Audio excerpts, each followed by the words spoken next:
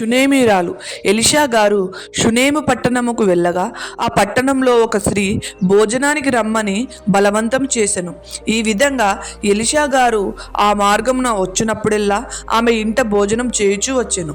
మరియు ఈ షునేమీరాలు తన భర్తతో, మన యొద్దకు వచ్చుచూ పోవుచున్న ఈ సేవకుడు భక్తిగల దైవజనుడు కావున మనము అతని కొరకు ఒక చిన్న గది కట్టించి అందులో అతని కోసం మంచం, బల్ల, పీట, దీపస్తంభం ఉంచుదాము.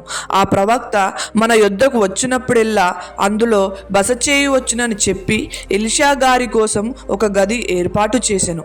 అప్పుడు ఎలీషా ఆ షునేమీరాలుతో, నేను నీకు ఏమి చేయవలనని అడిగినప్పుడు ఆమె, నాకు ఏమీ కొదువలేదు అని చెప్పాను. మనలో చాలామంది ఇతరుల నుండి ఏదో ఒకటి ఆశించి వారికి సహాయం చేస్తాము. ఏమి ఆశించకుండా ఎలీషా గారికి నిస్వార్థంగా పరిచారం చేసి తమ క్రియలతో ఆమె యొక్క విశ్వాసాన్ని కనబరుచుకున్న స్త్రీయే ఈ షునేమీరాలు.